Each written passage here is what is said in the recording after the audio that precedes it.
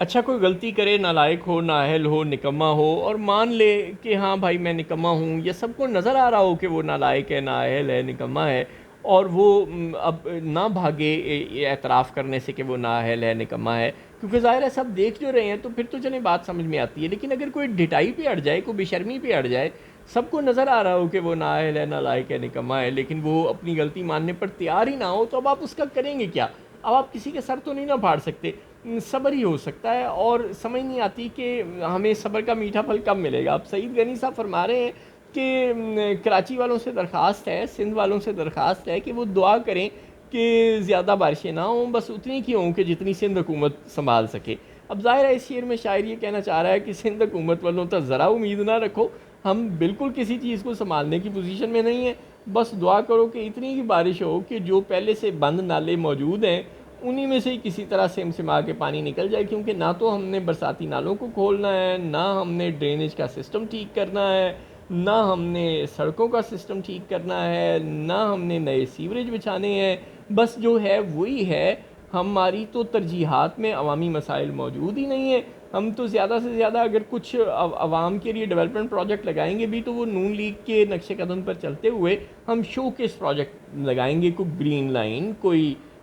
Pink line, کوئی yellow line, کوئی red line, اس طرح کے ہم بڑے بڑے شو کیس پروجیکٹ، کوئی بسیں شسیں باہر سے 200-400 امپورٹ کر لیں گے، اور پھر ہو سکتا ہے کہ اس میں سے کوئی 4-5% ہو۔ لیکن خیر ضروری نہیں کہ آپ ایسا کریں، لیکن کم از کم وہ بسیں لوگوں کو سڑکوں پر چلتی نظر آئیں گی، اور آپ اس پہ شکریہ سندھ گورنمنٹ کے بینر لگوا دیں گے، اور آپ کہیں گے دیکھا دیکھا ہم نے عوام کی خدمت کے لیے کیا کام کیا۔ اب یہ سیوریج کی مصیبت یہ ہے کہ یہ بس کی طرح سڑک کے اوپر تو چلتا نہیں، سیوریج لائن تو آپ کو سڑک کو کھود کے نیچے بچھانی پڑتی ہے، لہٰذا اگر آپ نیا سیوریج کی لائن ڈال دیں گے اور اس پہ کروڑوں اربوں روپیہ لگائیں گے تو وہ نظر تو کسی کو آئے گا نہیں، جب نظر نہیں آئے گا تو پھر فائدہ کیا؟ پھر آپ جب اشتہار بنائیں گے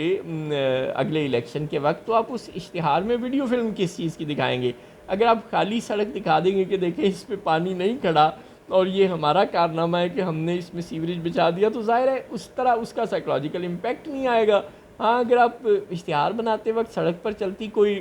red line, orange line, green line دکھا دیں گے تو اس کا امپیکٹ آئے گا، لوگ کہیں گے کہ واہ واہ یہ تو بڑا اچھا کام کیا مراد علی شاہ صاحب نے اور ان کے قائد بلاول بھٹو زرداری صاحب نے، لہٰذا وہ شاید آپ کو ووٹ دے دیں، یوں آپ کو لگتا ہے۔ اور آپ کو یہ لگتا ہے کہ چونکہ سیوریج کو کیا سسٹم درست کرنا، ڈرینیج کا سسٹم درست کرنا کوئی شوکیس پروجیکٹ نہیں ہے، وہ نظر نہیں آتا، اس لیے اس پر انویسٹ کرنے کا کوئی فائدہ، کوئی ضرورت نہیں ہے۔ اب لوگ گٹروں کا پانی مکس ہوا اگر ان کے گھروں میں ٹوٹیوں میں آتا ہے اور بارش کا پانی لوگوں کے گھروں میں گھس جاتا ہے، اور لوگ کہیں دفاتر میں، اسکولز کالجز میں نہیں جا پاتے، اپنی معمولات زندگی ان کے معطل ہو جاتے ہیں، اور